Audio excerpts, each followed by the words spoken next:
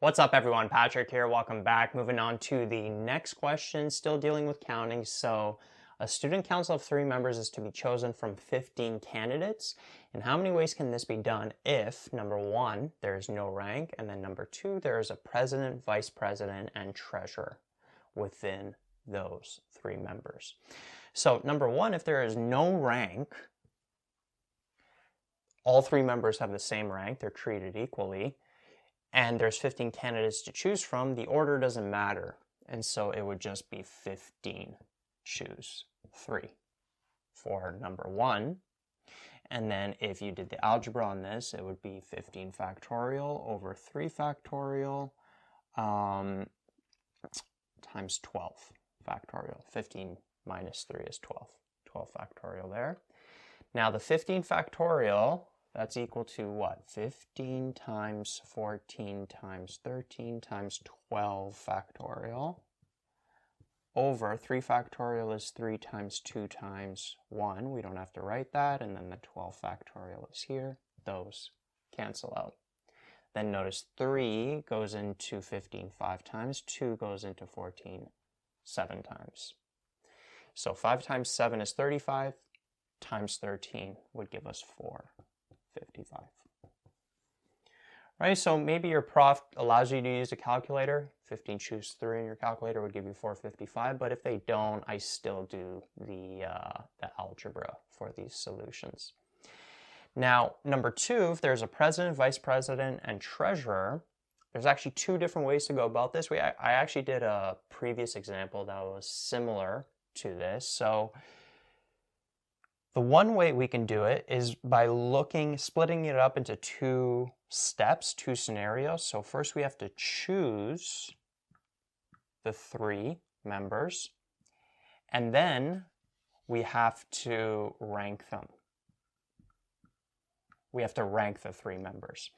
And so choosing the 3 members, that's what we did in number 1. So that would just be 15 choose 3.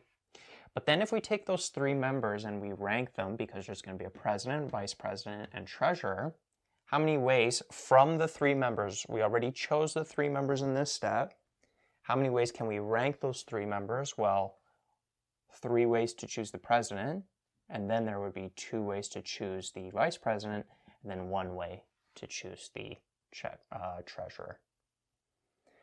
And so this would end up being 3 factorial. And you would multiply these 2 values. And so we would have 15 choose 3, which is 455, times 3 factorial, which is 6. 3 times 2 times 1 is 6. And then that would give you 2,730. So that's the answer to number 2. And then the second way to do this, another way to do this,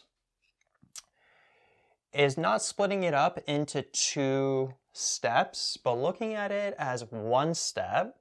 If you're going to choose a president, vice president, and treasurer from the 15 candidates, then you can look at it as how many ways can we pick the president? 15 different ways. And then the vice president can be picked in 14 ways after we choose someone for the president. And then the treasurer can be picked in 13 different ways after we choose somebody for the president and vice president. 13 members would be left to be chosen for the treasurer.